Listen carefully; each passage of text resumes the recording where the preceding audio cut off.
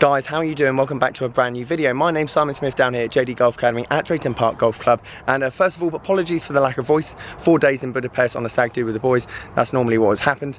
Anyway, got back, seen some pictures and information on the internet, especially from the US Open, of some new releases from Ping. Now, the first one that I probably know more about than the others is the Ping 210 Iron. Rumours have it moving that CTP, which is a slot in the cast iron head, further to the face. So obviously the I200 previously had 30% less distance between that and the face. This is now rumoured to have more, well, less I should say, but more distance, so you're going to get more higher ball speeds and everything else like that. So good looking iron, something that you'd expect from Ping, let's say, because they don't change much from year after year.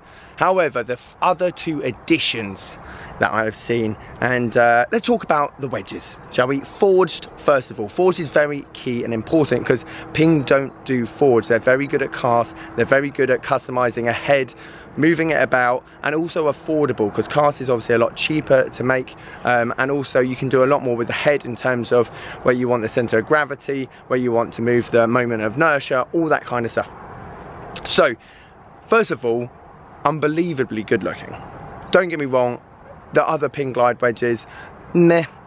This for me just stands out, looks good, and I think that's definitely something when it comes to wedges. I feel they just got to look good, especially from the top and from the side. They just look clean, they just look like they're meant to grip and rip that golf ball, which I don't feel like I've got from the other glide wedges. I think they've been great, and I think Ping have done very well, especially the last 2 years, in providing, let's say, forgiving and distance irons. Been great for custom fitting. However, for that player that wants to have that maneuverability and actually feel, if you do hit a bad shot, you want to feel it off the face, and that's kind of what Forge is all about. It's about for that player to get that kind of feedback from the face. Did I hit a good shot? Did I not?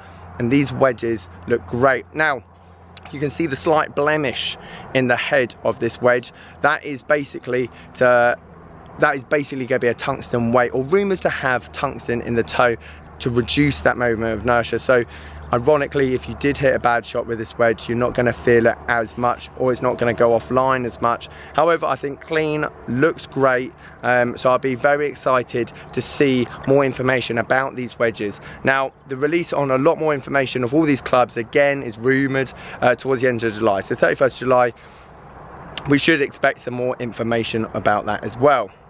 Lastly, Tony Finau, Tyrrell Hatton as well, 3 iron, forged, looks just like the G700 but shrunk. So we've got now a forged iron as well that's meant to be released by Ping. Again, rumours, very much a prototype. They've cut out the badge so you can't even see what it's going to say on it.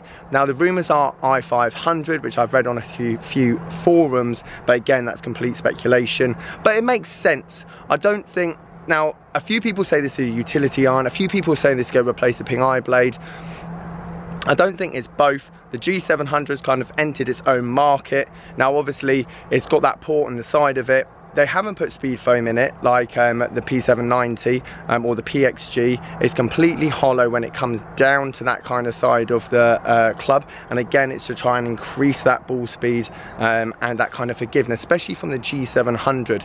But obviously the G700 such a wide like berth on it, or the sole for example, just launches the ball high, which is what it's for. Now this Ping I500, let's call it, utility iron, something like that, very slim.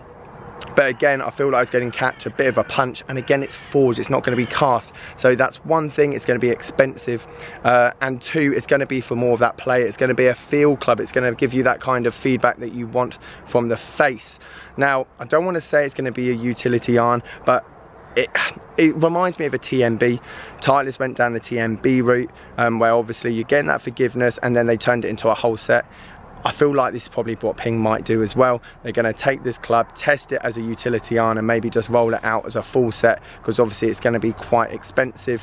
I don't think they want to take the full plunge like they have done in the past with the other forged iron sets, and I think they just want to test the waters. So that's all the information I kind of have on these clubs. I feel like it's exciting. I feel like we needed something from Ping to give the lower handicapper, the better player, this kind of addition, especially if you like Ping clubs. I think it'd be great to hit a great feel, but it's going to be a risky move from them. Guys, when I have more information about these clubs, hopefully I'll be able to bring you some more, yeah, leave a comment below. What do you think about these clubs? Do you like the look of them? Do you like the idea of a forged pin club, or do you think they should just stick to cast iron? Guys, thank you ever so much for watching. Give this video a thumbs up. As always, please subscribe, and I'll catch you guys later.